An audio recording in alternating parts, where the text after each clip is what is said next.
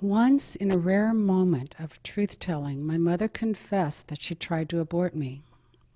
Coming from such a devout Catholic, this admission was shocking. "What did you do?" I asked. "I slept on Sears catalogs." I suspected she did worse, but wouldn't admit it.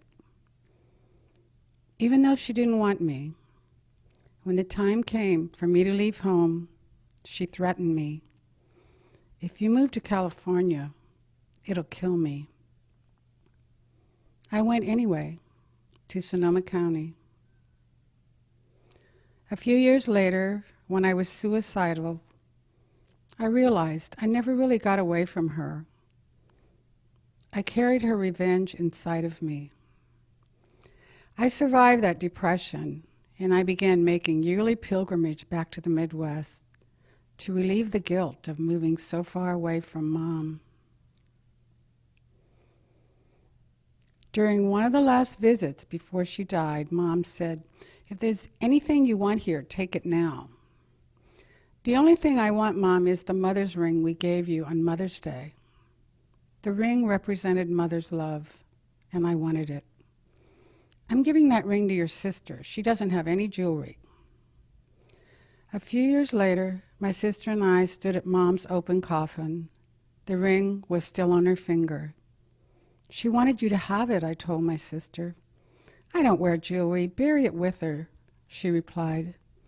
"Please take it as a way to honor her wishes." She slipped it off Mom's finger and onto her own. 14 years passed.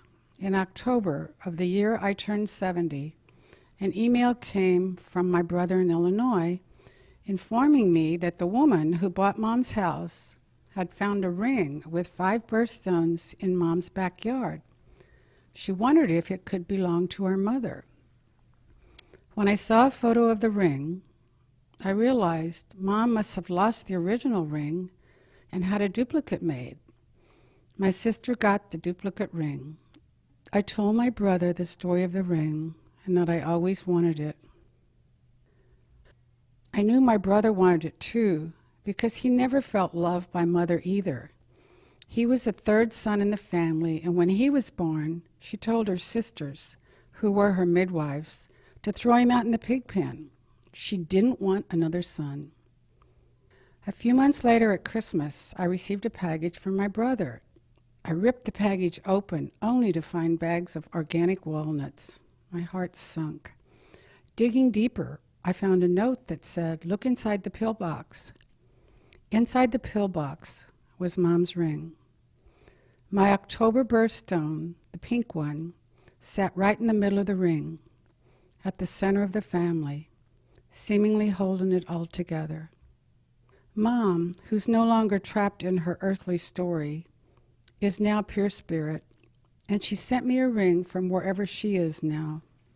I finally belonged in the family.